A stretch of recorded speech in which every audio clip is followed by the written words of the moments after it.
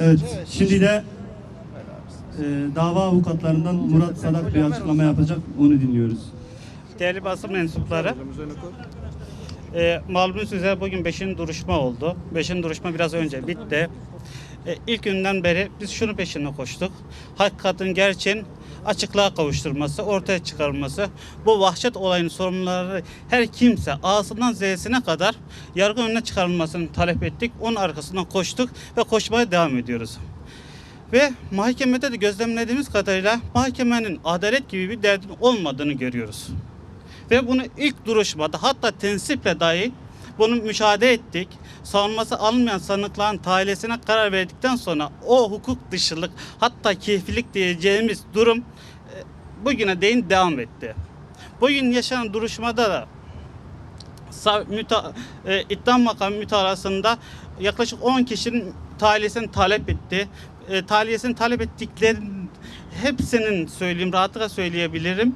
Yani tahliyelik bir durumlar olmamasına rağmen tahliyesini talep etti. Hatta kanunda açıkça düzenlenmesi bulunan Aile Bakanlığı'nın müdahalelik talebinin dahi reddettiğini talep etti.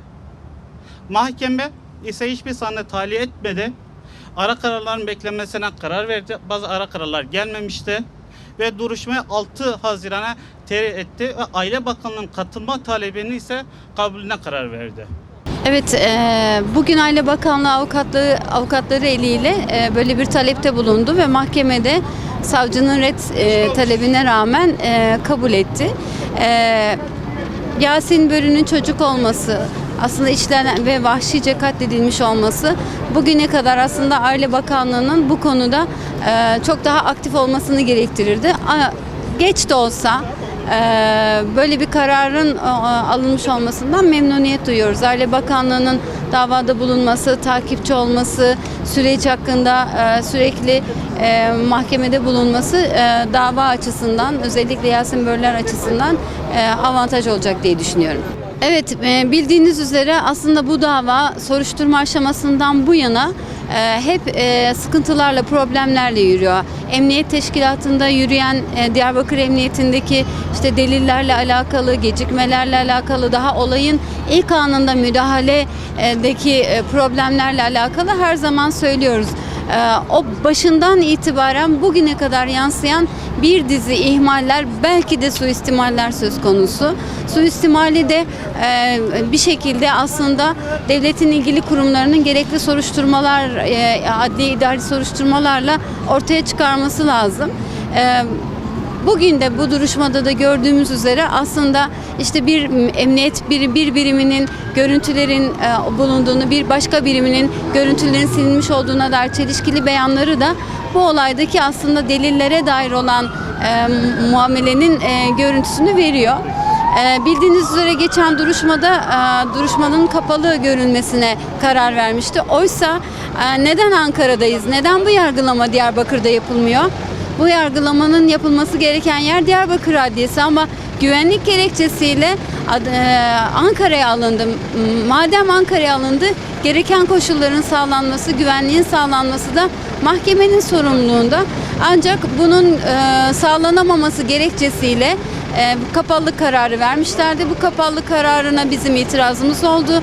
Ama itirazımıza rağmen mahkeme bu kararında ısrar etti ve bugün de kapalı kararını devamı yönünde kararını bildirmiş oldu. Biz tekrar buna yine itiraz edeceğiz. Bize göre bu davanın açık görülmesi gerekir. Siz de gördüğünüz gibi yüzlerce insan Türkiye'nin dört bir tarafından bu davayı gözlemlemek için buraya geliyorlar. En doğal hakları bir çocuk ve 3 tane genç, ki bir tanesi 5. kişi de ağır yaralı olarak, bu sefer de ağır yaralı olarak kurtuldu. Böyle bir vahşice muameleye maruz kaldılar. Bölgedeki birçok gerçeği açık edecek bir özelliği taşıyor bu dava. Herkes bunun farkında, onun için bu kadar ilgi görüyor bu dava.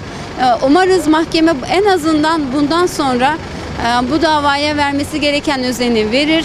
Nihayetinde biz adalet yerini bulsun diye sıkı bir takipçi olarak burada bulunacağız. Biliyoruz ki tam istenilen bir adalet bu mahkemeden, Türkiye'deki mahkemelerden çıkmayacak ama nereye kadar ulaşabilirsek oraya kadar da ulaşmayı arzu ediyoruz. 6 Haziran'da bir sonraki duruşmamız. Ben bizi dinleyen herkese, kadınlar, çocuklar, gençler, Bir daha masum hiçbir insanın kanı bu kadar rahatça ve bu kadar vahşice dökülmesin. Bunun hesabını sormak adına böyle bir katliam bir daha yaşanmasın diye herkesi 6 Haziran'da bir sonraki duruşmaya katılmaya davet ediyorum. Mahkeme kısmen kapalılık kararı vererek Türkiye'de yaşayan 79 milyona mal olan bu davanın pek çok insanın canlı canlı izlemesine müsaade etmeyen kararının kaldırılması için mahkemede talepte bulunduk. Mahkeme sadece yakınların, bazı basın mensuplarının ve ayrıca milletvekili ve bazı hukukla ilgili olan kişilerin ancak katılmasına karar verdi. Oysa ki bu dava 79 milyonun yakinen ve birebir ilgilendiği bir dava. Ümmetin davası. Ümmetin davasına ilgi duyan, bu davaya ilgi duyan herkesin mahkemeye gelip izleme hakları olduğu halde mahkeme kısmi kapalılık kararı ile gerçekten kamuoyu nezdinden bir anlamda açık işlenen cinayeti yarı gizlilik kararıyla devam ettirmek istiyor. Biraz evvel meslektaşım Murat Bey söyledi. Bu zamana kadar hukuksuzluklar devam ediyor. Bu kapalılık kararı verilerek de hukuksuzluk kararı devam ettirilmek ve kamuoyundan açıkça gizlenmeye çalışıldığı aşikardır. Mahkeme ile ilgili bir hususu daha söylemek istiyorum. Tabir yerindeyse şu anda mahkemede yargılananlar, affınıza sığınarak söylüyorum, ayak takımı, çapulcu takımı. Evet, bunlar bu davada varlar, sanıklar, işlemişler. Ama bu çapulcu takımını, bu ayak takımını meydana sürenler hala ortada yok. Hala elleri kolları bağlı olarak ortalıkta dolaşıyorlar.